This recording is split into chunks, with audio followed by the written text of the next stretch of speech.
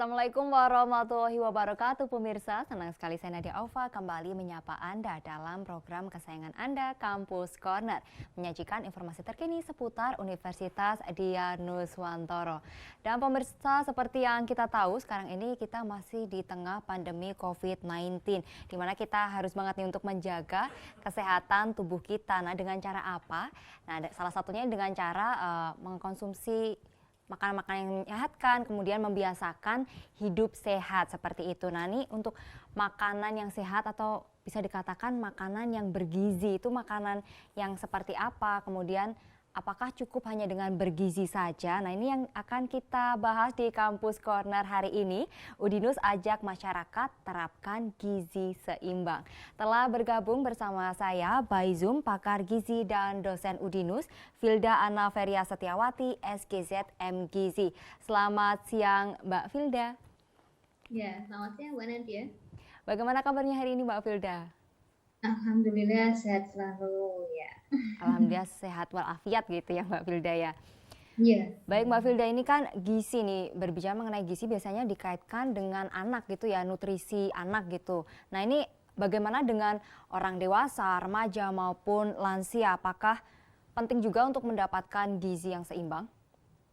Ya, untuk gizi seimbang itu tidak hanya dibutuhkan oleh anak. Jadi gizi itu dibutuhkan oleh semua daur kehidupan. Yang tadi Mbak Nadia sebutkan, mulai dari anak, remaja, dewasa, lansia itu kan disebut siklus kehidupan.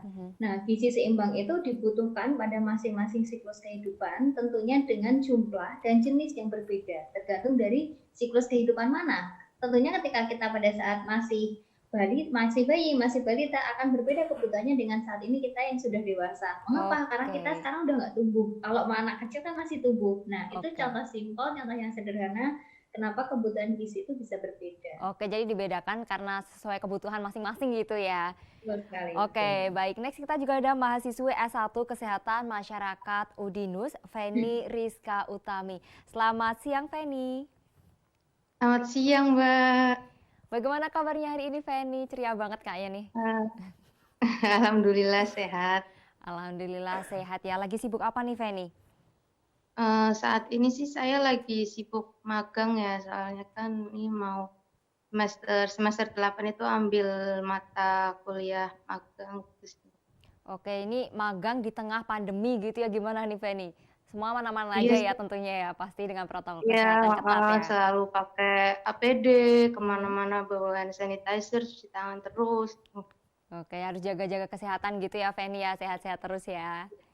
Oke, dan next kita juga ada Kasub Promosi Admisi Udinus, Lilis Kusniati M. Hum. Selamat siang Mbak Lilis. Siang, Mbak Nadia. Aduh, fresh banget nih Mbak Lilis hari ini. Gimana Oh, Mbak kabarnya hari Nadia ini? juga bajunya tuh. Iya ya, Bajunya cerah ya. cerah banget ya, kuning gitu. Oke, gitu. Gimana kabarnya hari ini Mbak Iya. Lilis? Sehat, Alhamdulillah. Sehat dan senang. Oke, untuk kelancaran, kelangsungan dari PMB sendiri gimana nih Mbak Lilis? Semuanya berjalan dengan lancar ya pastinya?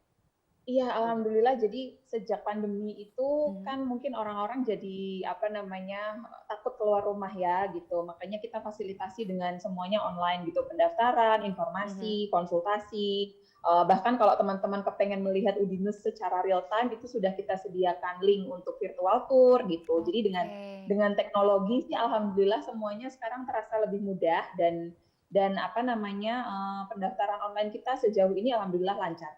Oke, semua Lancar. lancar-lancar aja gitu ya dengan adanya teknologi Benar, gitu, tidak benar. tidak menghambat gitu ya Mbak Lilis walaupun di tengah pandemi. Oke, baik nih. Kembali ke Mbak Filda nih, kita first question nih buat Mbak Filda, seberapa penting sih sebenarnya gizi yang seimbang itu? Sangat penting.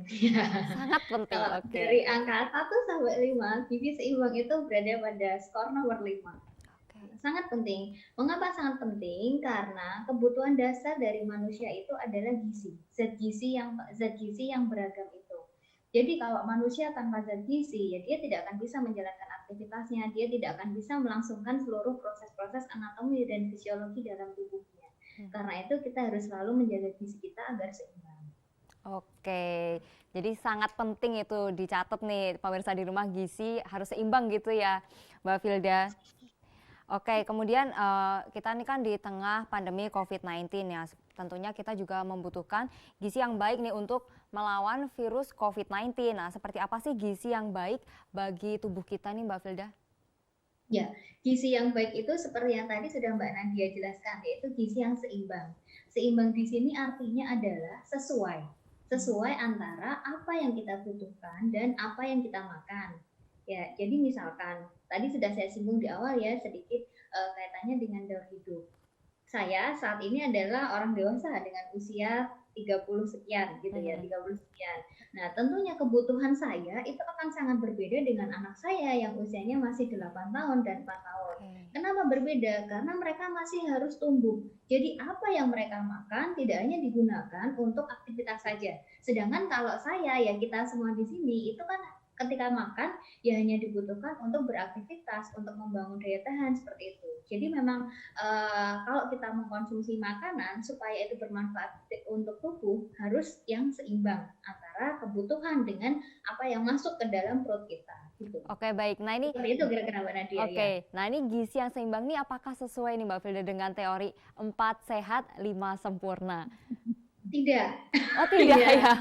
Iya tidak, langsung ditekankan ya tidak. Kenapa tidak? Karena jadi gizi seimbang 4 sehat 5 sempurna itu pertama kali dicetuskan tahun berapa? Mbak Nadia tahu nggak tahun berapa? Enggak, kayak lama banget.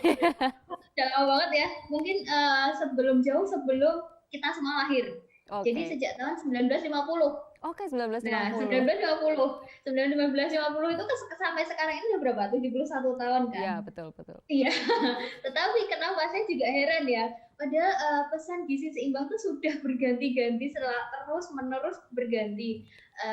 Sampai saat ini pesan gizi seimbang yang terbaru itu adalah gizi seimbang bangsa sehat berprestasi. 4 sehat 5 sempurna itu sudah tidak lagi berlaku dan relevan dengan kebutuhan manusia saat ini. Sehingga saat ini gizi seimbang itu lebih equal kepada 4 pilarnya. Jadi pilar yang pertama itu adalah mengkonsumsi makanan yang beragam, ya jadi macam-macam. Mengapa harus beragam? Karena masing-masing zat gizi dari jenis makanan itu berbeda. Yang kedua selalu beraktivitas fisik, jadi jangan mager. Ya, jangan mager nih, kamu rebahan. Ya, karena mager itu bisa mengganggu proses metabolisme dalam tubuh. Yang ketiga, harus selalu menjaga kebersihan. Jadi sebelum adanya pandemi COVID-19 ini, gizi seimbang itu sudah menekankan kebersihan. Mengapa kok harus bersih? Karena kalau badan tangan kita bersih, maka makanan yang masuk ke dalam tubuh kita juga bersih. Sehingga nanti absorpsinya dan penggunaannya ke dalam tubuh itu maksimal. Kalau kotor, nanti dimakan sama kumannya, Mbak. Benar banget, benar. Oke, dan pilar yang keempat adalah yang keempat memantau berat badan. Oke, memantau berat badan. Oke, harus dipantau seperti apa nih Mbak Filda, tapi kita akan lanjutkan setelah jeda berikut ini. Oke. Ya pemirsa, jangan kemana-mana, kami akan segera kembali untuk Anda sesaat lagi.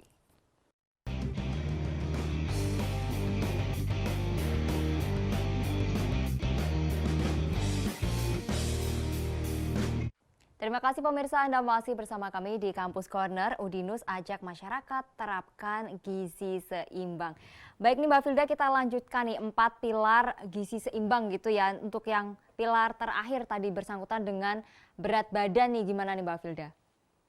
Ya, jadi gini ya, berat badan setiap orang itu kan pasti beda-beda ya Mbak. Betul sekali. Tergantung kelamin, tergantung juga dengan umurnya, siklus hidupnya. Jadi keseimbangan atau keidealan berat itu jika terlihat bagus ketika proporsinya itu hampir sama dengan berat badan. Artinya gini, berat badan yang ideal itu akan terlihat jika secara kasat mata itu good looking. Misalkan gini, tinggi badannya itu 160 cm. Berarti berat badan idealnya adalah 54 kilogram. 54. Ya, itu yang terlihat paling pas gitu ya. Jadi istilahnya kalau ideal itu paling pas. Akan tetapi tidak semua orang kan bisa demikian. Sehingga ada alternatif untuk menjaga berat badan selalu normal, yaitu dengan menghitung antara proporsi berat badan dengan tinggi badan menggunakan indeks massa tubuh. Jadi indeks massa tubuh itu kalau dewasa itu normalnya antara 18,5 sampai dengan 24,9. Oke. Itu hitungnya gimana tuh, Mbak, untuk indeks? Itu hitungnya adalah berat badan dibagi dengan perkalian kuadrat tinggi badan dalam meter. Aduh, Jadi oke. tadi misalkan berat badannya 60 Aha, kilogram. Nah, dibagi tinggi badannya 160 cm.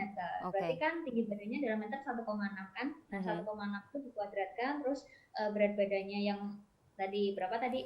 60 60. dibagi dengan 1,6. Oke, baik. Baik nih, itu informasi yang sangat berguna sekali sebenarnya untuk saya gitu dan juga Timbangan tentunya pemirsa badan, di rumah. timbangan berat badan tuh harus ada di rumah kita, ya wajib Oh ya. ya, ada dong. Saya selalu ada gitu untuk ngecek setiap Oh ya, saat selalu ya. ada ya. Harus Oke, selalu iya. ada. Oke, baik nih untuk Feni nih, Feni dalam memilih jurusan di perkuliahan itu kan bukan hal yang main-main gitu ya, Feni ya. Ini untuk kamu nih, kenapa kamu Hmm. memilih jurusan S1 Kesehatan Masyarakat Udinus nih? Kenapa nih? Apa yang membuat kamu memilih jurusan Oh, tersebut? pertama ya kenapa saya memilih jurusan kesehatan Mhm, masyarakat ya karena saya tuh udah minat dari SMA dan tertarik nih Mbak dengan jurusan kesehatan apalagi di dunia kesehatan lah. Terus karena Mas juga prospek kerjanya kan juga luas gitu ya. luas, lalu ilmunya juga mempelajari tentang kesehatan semata, maksudnya tuh bukan kesehatan yang tentang apa, maksudnya kesehatan tuh tentang menyeluruh ke masyarakat gitu Mhm, Mbak. mhm. Nah terus Kesmas juga berupaya menjaga masyarakat yang sehat agar tidak menjadi sakit dan mengupayakan masyarakat yang sehat agar tetap lebih sehat gitu. Jadi mengajak masyarakat untuk hidup sehat gitu ya, mengajak orang lain untuk hidup sehat gitu ya, Feni. Nah, ini hal yang menarik dari jurusan tersebut buat kamu apa nih, Feni? Kalau menurut saya ya Mbak, yang Mhm, menarik dalam jurusan kesehatan masyarakat itu, karena kesehatan masyarakat tuh berfokus pada promotif dan preventif Mbak. Itu tuh apa, mencegah daripada mhm, mengobati ya. Jadi, tidak hanya mencegah agar masyarakat yang sehat tidak sakit, mhm. terus juga selain itu mengupayakan supaya masyarakat yang sehat tetap menjadi Tetap sehat. sehat gitu ya. Oke, baik. Iya. Oke, baik. Mbak Lilis nih, kita berbicara mengenai PMB nih, penerimaan mahasiswa baru. Nah, ini kan sekarang kita di jalur PMDK tahap 2 gitu ya Mbak Lilis ya. Nah, ini yang Betul. sebentar lagi akan ditutup nih. Nah, ini gimana nih Mbak untuk perkembangannya? PMDK tahap Iya, 2. kebetulan besok kita closing hari Sabtu tanggal 6 Februari Oke. untuk yang gelombang 2. Hmm. Kemudian akan pengumuman hari Senin tanggal 8 Februari. Nah, saat ini alhamdulillah untuk pendaftar sendiri kalau dibandingkan dengan gelombang 1 itu sudah ada peningkatan gitu. Oke.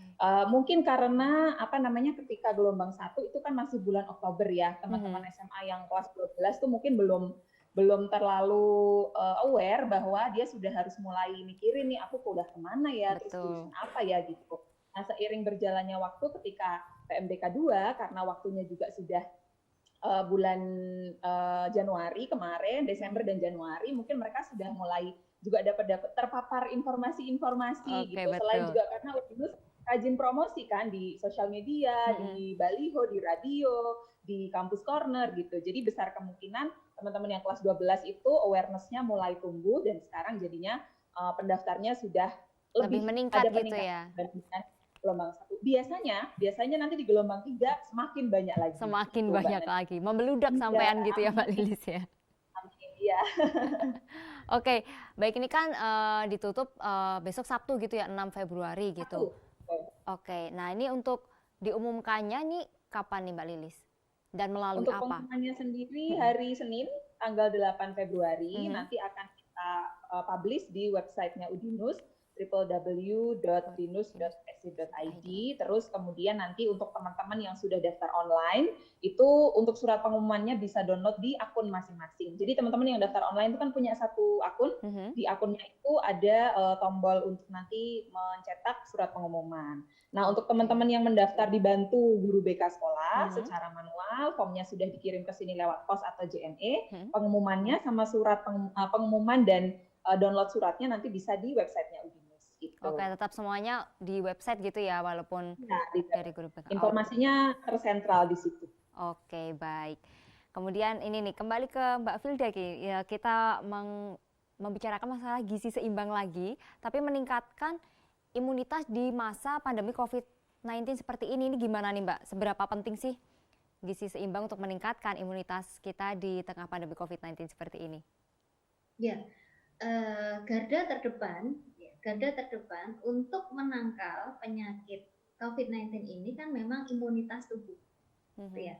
Nah, imunitas tubuh itu ibaratnya kayak tentara gitu ya, Mbak ya. Kayak tentara dalam tubuh kita gitu ya. Itu tuh memang sudah ada gitu ya, itu memang sudah ada.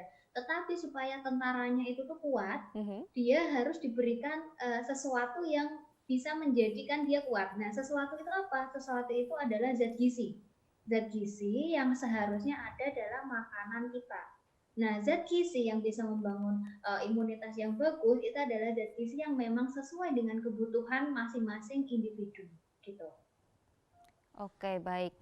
Nah, ini untuk makanan dan minuman apa aja sih yang dapat memenuhi kriteria gizi seimbang? Oke, makanan apa saja yang dapat memenuhi kriteria gizi seimbang itu sebenarnya ada di sekitar kita, banyak sekali. Saya katakan begini, salah satu contoh makanan yang bergizi seimbang itu adalah dalam sepiring ya, itu ada nasi, misalkan nasi 100 gram, kemudian 1 tempe, lalu 1 ikan, lalu sayur 1 mangkok dan buah. Itu sudah dikatakan 1 kali porsi gizi seimbang. Itu yang sesuai dengan anjuran Kemenkes. Jadi Kemenkes itu kan selain tadi yang saya katakan gizi seimbang ada 4 pilar, itu juga mengedukasi masyarakat melalui visualisasi makanan berupa piring makanku. Jadi 1 porsi itu isinya harusnya ini supaya nanti kita bisa mendapatkan gizi seimbang yang maksimal dari makanan itu. Oke, jadi semua elemen harus ada gitu ya Mbak ya, karbohidrat, proteinnya, kemudian vitamin-vitamin lainnya dari sayur dan buah juga gitu ya. Betul, ya, jadi ada kebutuhan kita itu kan sebenarnya ada karbohidrat, protein, lemak, vitamin, serta mineral. Nah, itu akan sesuai dengan kebutuhan apabila kita menyeimbangkan jenis-jenis makanan yang kita konsumsi dalam sehari-hari. Oke, baik. Jadi berbicara mengenai gizi yang seimbang ini apakah selalu hanya berkaitan dengan makanan dan minuman yang kita konsumsi saja nih Mbak Filda? Atau tadi juga untuk tidak mager, untuk melakukan aktivitas itu juga masuk dalam gizi yang seimbang. Maka dari itu namanya 4 sehat 5 sempurna itu berubah karena gizi seimbang itu tidak hanya kita berbicara tentang makanan dan minuman saja. Jadi harus ada beberapa hal yang menjadi istilahnya supaya makanan dan minuman yang masuk ke dalam tubuh itu menjadi lebih maksimal lagi. Nah, makanya ditambah tadi 4 pilarnya itu tadi. Jadi ada mengkonsumsi makanan yang beraneka ragam karena jenis-jenis zat gizi pada masing-masing makanan berbeda. Tiap hari makan bayam juga tidak boleh karena zat gizi yang ada di dalam bayam berbeda dengan yang ada di dalam kangkung. Tiap hari makan pisang juga sebaiknya jangan karena zat gizi yang ada di pisang beda dengan zat gizi di jeruk. Makanya harus beraneka ragam ditambah dengan aktivitas fisik tadi. Karena mau tidak mau, terima tidak terima, olahraga atau aktivitas fisik yang kita lakukan dalam sehari-hari itu akan berpengaruh baik untuk tubuh kita. Mengapa? Dalam olahraga kita bisa mengeluarkan racun, jadi racun-racun itu bisa keluar. Nah, kalau racun-racunnya keluar dari dalam tubuh, maka faktor-faktor yang menghambat untuk absorpsi makanan dalam tubuh kita pun juga akan ikut keluar. Harapannya seperti itu. Kenapa? Perwujudannya tidak hanya dari makanan dan minuman saja, tetapi juga dari 4 pilar gizi seimbang itu. Oke, baik. Jadi makannya juga harus beragam gitu ya Mbak ya. Bukan itu-itu aja terus gitu, harus diganti-ganti gitu, diseling-seling. Iya, kayak orang Indonesia tuh kan kadang kebiasaan kalau nggak makan nasi belum makan ya. Benar betul gak? Sekali. Saya juga mengakui itu. Makan nasi nggak makan gitu ya. Padahal kalau kita lihat ada satu lagi Mbak visualisasi gizi seimbang itu berupa piring makanku. Satu lagi ada tumpeng gizi. Jadi di situ menjelaskan jenis-jenis pengganti makanan. Jadi kalau kita nggak makan nasi, sebenarnya kalau kita udah makan roti itu ya udah makan. Sama aja gitu. Karena dari roti, iya kan? Iya betul kita sekali. Makan kentang atau telo itu juga udah makan. Nah padahal kalau yang terjadi kadang-kadang kita lihat di lapangan nasi lauknya mie, bener nggak? Iya kan? Double karbo. Nah, nasi lauk kentang atau nasi lauk tempe tapi tempe mendoan yang tempenya tipis terus tepungnya mendoannya yang tebel. Ya, itu karbo. Nah kalau udah kayak gitu kita makan aja kenyang tapi zat gizinya nggak dapet gitu loh. Betul sekali. Maka itu harus dilihat juga ya pengolahannya juga. Oke. Baik.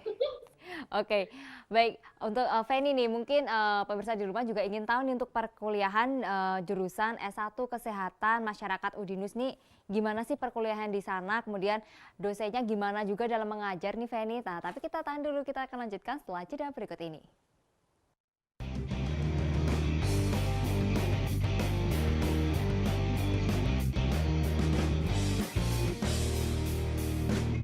Ya pemirsa, Anda kembali menyaksikan Kampus Corner. Udinus ajak masyarakat terapkan gizi seimbang. Baik, nih kita lanjutkan nih Mbak Lilis nih. Mbak Lilis, kita tadi kan ngomongin PMDK nih, tahap 2 yang akan berakhir di Sabtu minggu ini. Nah, ini untuk PMDK tahap 3 ini akan dimulai kapan nih Mbak Lilis dan hingga kapan akan berakhir? Oke, kita itu konsep bekerjanya pokoknya gaspol gitu ya Mbak Gaspol. Nadia. Yang gelombang 2 tutup hari Sabtu, pengumuman hari Senin. Di hari Senin itu langsung kita akan mulai buka untuk PMDK 3. Jadi kalau ada teman-teman yang mungkin di gelombang 2 masih ragu, galau mau milih jurusan apa dan lain sebagainya, kita masih ada gelombang 3 yang akan dimulai hari Senin tanggal 8 Februari dan akan berakhir nanti tanggal 30 Maret. 30 Maret, oke. Masih lumayan panjang waktunya untuk diskusi sama orang tua mungkin ya. Betul. Masih ada sekitar hampir 2 bulan gitu ya Mbak ya untuk PMDK 3 Ya, karena memang memilih jurusan yang tepat itu kadang-kadang kan sebuah dilema ya. Betul sekali, butuh waktu. Jelas gitu, mereka sudah belajar online kurang lebih 9 bulan gitu, mungkin sudah lama nggak hangout sama teman-temannya gitu ya, jadi mungkin teman diskusinya berkurang, jadi ya nggak apa-apa, kita kasih waktu lumayan panjang nih teman-teman untuk diskusi sama orang tuanya mau ngambil jurusan apa nanti di Udinus, kan ada 19, mungkin cukup galau ya. Iya gitu. betul sekali, 19 nih bimbang nih, cap cip cup pilih yang mana gitu. Yang mana gitu. Oke, baik. Dan juga Udinus nih sebagai kampus yang juga konsen nih terhadap kesehatan nih, gimana sih peran dan hal apa saja yang telah dilakukan Udinus untuk mengedukasi masyarakat terkait gizi seimbang nih Mbak Filda? Oke, kalau untuk peran Udinus ke masyarakat itu kan melalui pengabdian, Mbak. Jadi kalau dosen itu kan pekerjaannya kan dibagi menjadi 3. Jadi ada yang pertama pengajaran, itu di kelas ke mahasiswa, yang kedua riset, dan yang ketiga adalah pengabdian. Kalau ke masyarakat itu ya bisa dilakukan melalui riset dan pengabdian. Yang terbaru kemarin saya sendiri ya kebetulan juga berkolaborasi dengan rekan dari DKV itu membuat mural, Mbak. Jadi mural tentang gizi seimbang itu. Jadi sama seperti yang dipahami oleh orang pada umumnya bahwa gizi seimbang itu masih 4 sehat 5 sempurna. Kemudian betul. ada tercetus D gitu lah ya. Kita bikin mural di salah satu wilayah permukiman di Kota Semarang, tepatnya di daerah Pedurungan. Isinya di situ visualisasi gizi seimbang berupa tumpeng gizi, piring makanmu, dan 4 pilar gizi seimbang. Kemudian sebelum itu kita juga sudah pernah membuat aplikasi ya. Waktu itu kan stunting digencar-gencarkan ya tahun 2018. Kemudian saya bersama dengan tim dari dosen juga yang berbackground IT, kami membuat aplikasi gitu ya, tapi aplikasi sederhana saja untuk mengedukasi ibu-ibu dan kader posyandu khususnya untuk mencegah stunting melalui optimalisasi peran asuh, asih, asah di aplikasi itu. Kemudian kalau yang lain-lain ya seperti biasa kita melakukan edukasi ke masyarakat, kita kumpulin masyarakat, pelatihan kader, pelatihan ke ibu-ibu itu sudah rutin.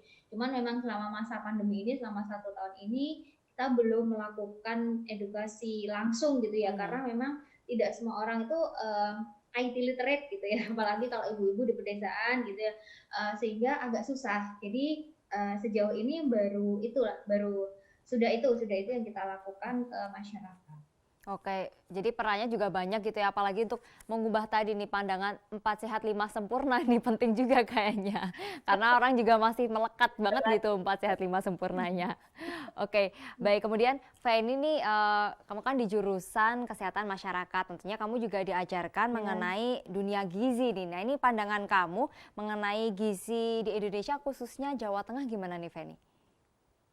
Kalau menurut saya gizi di Indonesia tuh khususnya di Jawa Tengah tuh masih menghadapi tantangan besar ya Mbak terkait angka status gizinya juga masih banyak tahun ini juga.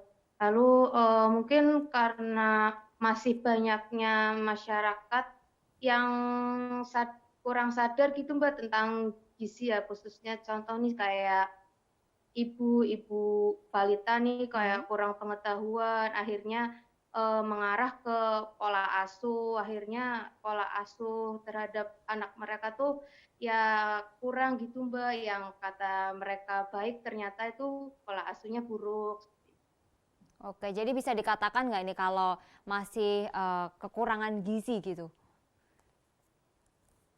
Kalau misalnya kalau kekurangan gizi itu enggak, cuman kalau misalnya gizi di Jawa Tengah itu dikatakan masih banyak sih, masih ya Mbak ya, gitu sih. Oke, ini kan tadi pandangan dari Feni nih sebagai salah satu mahasiswa kesehatan masyarakat nih. Oke, ini gimana nih untuk Mbak Lilis nih? Kita ini kan pribadi yang awam juga nih terkait masalah gizi nih ya Mbak Lilis.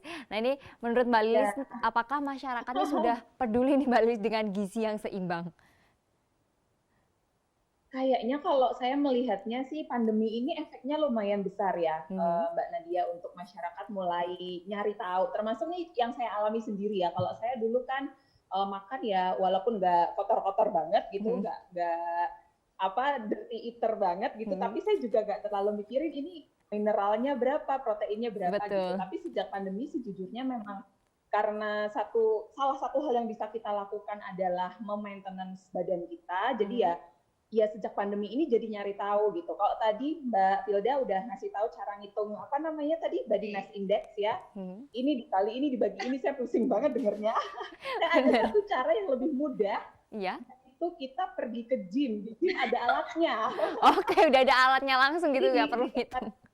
Iya betul, di tempat saya olahraga itu ada satu alat yang ketika kita pakai gitu, kita pegang dengan tangan, di layar sudah langsung nongol tuh informasinya, body mass index-nya berapa, terus ignorandic salt-nya gimana, proteinnya gimana gitu. Jadi itu sebenarnya sangat membantu sih. Nah sejak itu saya juga jadi merhatiin, oh ternyata kadar protein saya kurang, berarti mungkin saya harus banyakin makan telur gitu. Oh ternyata ininya sudah oke, berarti di maintenance kadar airnya dan lain sebagainya. Mungkin salah satu blessing in disguise pandemi ini adalah orang jadi lebih peduli kali ya apa yang sisi positifnya gitu ya. Pandemi ini kan juga pasti ada sisi positifnya ya, nggak negatif terus gitu. Oke. Jadi aware kita makan apa hari ini gitu ya. Kalau perlu dicatat gitu ya Mbak, hari ini udah makan apa aja gitu. Oke, baik. Kemudian Feni nih, menurut kamu sebagai mahasiswa nih, menurut kamu apa sih yang membuat masalah gizi di Indonesia ini terus berkelanjutan dan sulit untuk diselesaikan nih Feni? Kalau menurut saya itu kenapa masalah gizi di Indonesia itu nggak selesai-selesai ya, karena tuh faktanya memang selama ini kalau untuk kesehatan tuh fokusnya tuh sama sektor kuratif gitu, enggak dibanding dengan promotif preventifnya kurang. Terus kalau faktor lain sih mungkin pengetahuan masyarakat ya Mbak, khususnya tuh ya saya yang para ibu balita yang tadi saya ngomong itu yang pengetahuannya kurang, akhirnya ya pola asuhnya juga kurang baik. Oke, ini juga peran Feni juga nih sebagai kesehatan masyarakat nih untuk mensosialisasikan gitu ya kepada masyarakat luas terkait gimana harus mengkonsumsi gizi yang seimbang gitu ya Feni ya. Iya. Oke, baik. Kemudian nih untuk Mbak Filda nih, kegiatan apa sih yang sedang dan akan dilakukan nih oleh Udinus untuk edukasi masyarakat terkait gizi? Dan yang sedang dan akan dilakukan, ini agak berat ya pertanyaannya. Yang sedang dan akan dilakukan. Ya. Kalau untuk saat ini, terakhir, karena yang tadi saya katakan mural itu yang baru aja Mbak, yang new. Itu baru Februari akhir kemarin itu baru selesai. Kemudian untuk prepare ke depannya, kita punya salah satu wilayah binaan yaitu di daerah Tanjung Mas sana, ya, di Tanjung Mas sana. Kita sedang meng-create untuk edukasi masyarakat dalam memperbaiki status gizi balita. Jadi kita mengumpulkan kader-kader kesehatan, kader-kader posyandu yang ada di sana. Nanti kita latih untuk lebih bisa memantau lagi status gizi balitanya. Mengapa? Karena secara umum ya yang dilakukan kader itu kan menimbang berat badan, memberikan makanan tambahan udah. Tapi habis itu datanya diapakan? Kan mereka belum paham nih. Nah, kita ngajarin itu menggunakan aplikasi-aplikasi yang mudah dan acceptable untuk semua kalangan. Gitu. Oke, baik. Baik, Mbak Filda. Kita akan lanjutkan, tapi setelah jeda yang berikut ini. Ya, pemirsa jangan kemana-mana, Kampus Corner akan segera kembali untuk Anda sesaat lagi.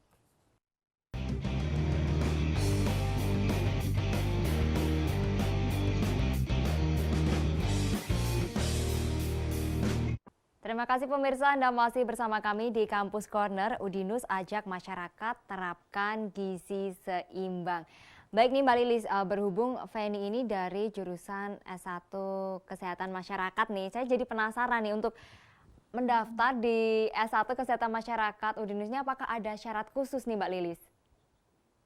Kalau untuk ikut yang jalur PMDK atau jalur prestasi, tentu ada syarat khususnya, yaitu kita lihat nilai rapor dulu, Mbak Nadia. Jadi untuk teman-teman SMA, SMK, NA, kelas 12, yang pengen daftar ke Udinus, khususnya jurusan kesehatan masyarakat seperti Feni tadi ya, kalau memang passionnya di bidang kesehatan gitu, nanti disiapin aja raportnya semester 1 sampai semester 5 sambil dicek apakah nilainya sudah memenuhi syarat untuk ikut PMDK, yaitu 8,0 per semester. Jadi kita nggak melihat per mata pelajaran ya, karena ada kan yang melihat per mata pelajaran, tapi kita melihatnya rata-rata gitu ya.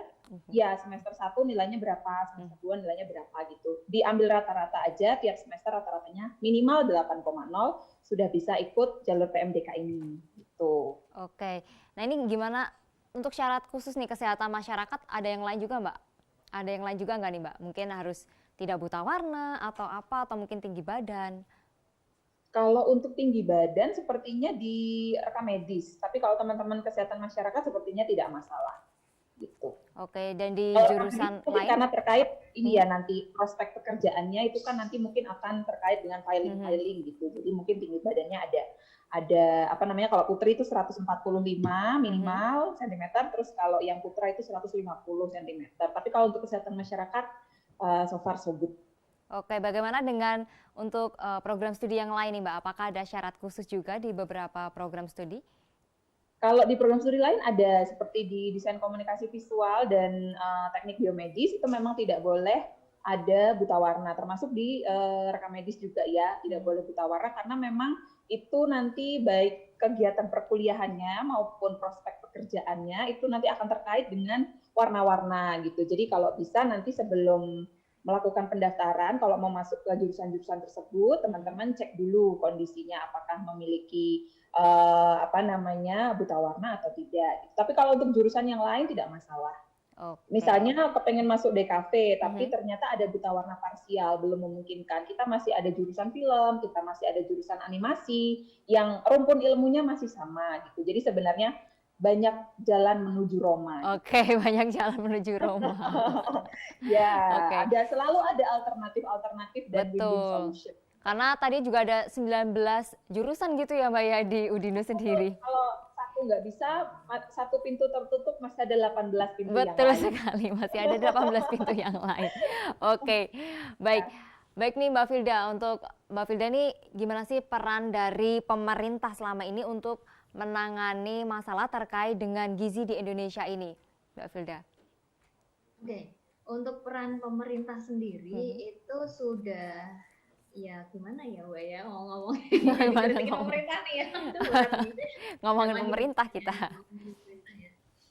Pemerintah sebenarnya sudah baik ya perannya ya, mulai dari Kemenkes itu diturunkan ke Dinas Kesehatan Provinsi, kemudian di Dinas Kesehatan Kota diturunkan ke puskesmas, di mana masing-masing puskesmas itu sudah memiliki ahli gizi.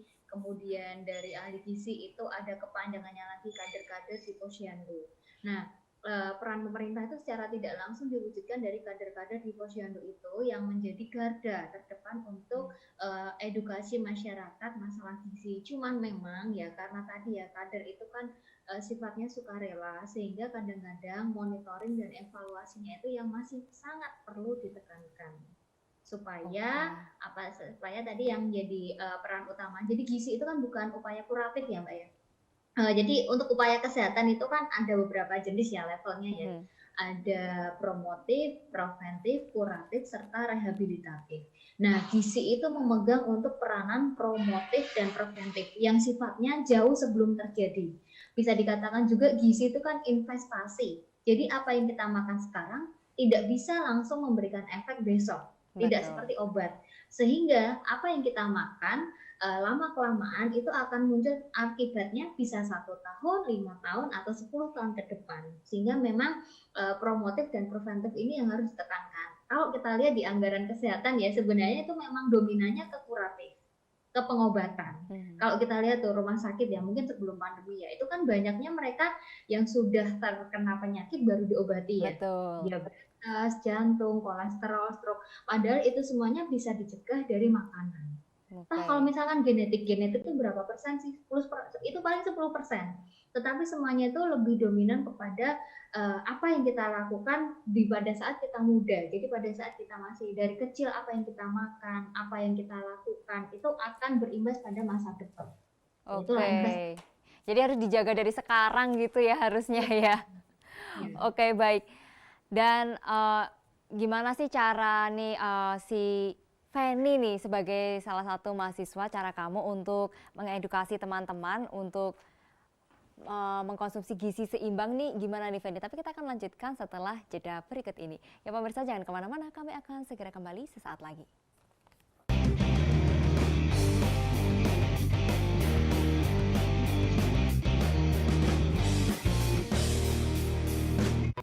Terima kasih pemirsa, Anda masih bersama kami di Kampus Corner. Udinus ajak masyarakat terapkan gizi seimbang. Baik nih Feni, kita kembali nih, gimana sih cara kamu nih sebagai mahasiswa ya mengedukasi teman-teman, masyarakat atau bahkan keluarga nih terkait dengan penerapan gizi seimbang? Kalau saya nih ya sebelum mengedukasi itu melakukan biasanya tuh edukasi ke warga gitu atau keluarga sendiri gitu. Biasanya tuh saya melakukan pendekatan dulu nih Mbak, cerita-cerita tentang makan, nanti ngobrol-ngobrol. Lalu tuh nanti lama-lama saya masukin tuh tentang masalah gizi, tentang gizi seimbang itu bagaimana, kayak gitu Mbak. Oke, jadi smooth ya caranya ya, dengan cara yang halus gitu, dengan menyelipkan seperti itu ya Feni. Oke, baik. Mbak Lilis nih, untuk langkah-langkah nih bagi calon mahasiswa di luar sana nih untuk mendaftar ke Udinus, langkah-langkahnya caranya gimana nih Mbak Lilis? Oke, karena sekarang kita sedang pandemi, kalau bisa teman-teman itu melakukan pendaftaran langsung dari rumah aja gitu, jadi online ya. Kami sudah sediakan website khusus untuk pendaftaran yaitu di pmb.dinus.ac.id. Di situ nanti teman-teman bisa ngisi formulir, kemudian setelah itu validasi data sendiri, kemudian setelah itu untuk pembayaran formulirnya bisa transfer, kemudian nanti akan diverifikasi otomatis oleh petugas keuangan dari Udinus gitu. Tetapi misalnya teman-teman mengalami kendala pendaftaran online, nanti bisa dibantu guru BK-nya aja di sekolah masing-masing. Biasanya di sekolah itu sudah ada formulir manual, nanti teman-teman tinggal ngisi aja, nanti formulirnya bisa dikirim ke Udinus melalui jasa ekspedisi ataupun pos seperti itu. Oke, untuk baik. Untuk sementara ini pendaftaran 2 cara itu dulu. Nanti kalau kondisinya sudah memungkinkan teman-teman datang ke Udinus, ya tidak masalah. Cuma untuk saat ini belum ya, kita masih jaga-jaga gitu, masih preventif. Oke, Ya. tapi dengan online kemudian juga seperti itu sudah cukup ya Mbak Lilis ya, sudah sangat cukup sepertinya. Ya, untuk pendaftaran sendiri step-stepnya sudah kita buat semudah mungkin ya, sudah kita buat semudah mungkin sehingga teman-teman yang di rumah itu tidak mengalami kesulitan yang berarti gitu. Selain itu di web juga sudah kami sediakan file PDF yang isinya adalah urutan langkah-langkah pendaftaran. Jadi setelah ini apa, setelah itu apa, dilengkapi dengan gambar sekalian. Jadi teman-teman bisa menyimak di situ. Oh, sudah sangat ini jelas gitu. Ya, betul. Videonya juga ada, jadi tinggal ditonton aja sebetulnya. Oke, sudah sangat jelas dan sangat lengkap seperti itu ya Mbak Lilis ya. Oke, Mbak Lilis, untuk harapan Mbak Lilis nih untuk PMB Udinus tahun ini apa nih Mbak Lilis? Semoga teman-teman SMA yang sekarang belum menentukan pilihan, masih bingung, masih galau, masih ragu, mulai mengedukasi dirinya, karena kadang-kadang suka terlena gitu ya, ini merasa masih awal tahun, masih Januari, kuliahnya nanti masih September, nanti cari infonya. Betul. Nah itu hal seperti itu yang sebenarnya kita pengen kasih masukan gitu ke teman-teman SMA, bahwa mencari informasi tentang kampus itu kalau bisa ya sedini mungkin, supaya diskusinya dengan orang tua lebih panjang waktunya. Jadi semoga teman-teman nanti tidak mengalami kegalauan lagi, sudah menentukan masuk Udinus jurusan yang mana gitu ya. Kalau jurusan yang mana itu sebenarnya mungkin bisa dilihat dari hobinya kali ya, atau kesukaannya apa gitu, atau selama di sekolah nilai yang bagus tuh apa, atau ikut ekskul apa, itu sebenarnya bisa didalami kalau memang masih bingung dari 19 itu di Udinus mau pilih program studi yang apa gitu. Tentunya kalau misalnya tidak senang berhitung, ya jangan ke jurusan-jurusan yang banyak berhitungnya, itu namanya nanti menyesatkan diri ya. Kalau misalnya senang dengan sesuatu yang kepelayanan, terus seperti Mbak Filda atau Feni tadi, ya silakan masuk ke kesehatan masyarakat atau kesehatan lingkungan gitu. Nah kalau senang tampil, senang nulis, bisa ke ilmu komunikasi. Yang lebih senang dengan seni, bisa ke DKV, bisa ke animasi, bisa ke film, bisa ke perhotelan, bisa ke sastra, macam-macam. Nanti coba banyak banget pilihannya tentunya. Ditelaah dulu.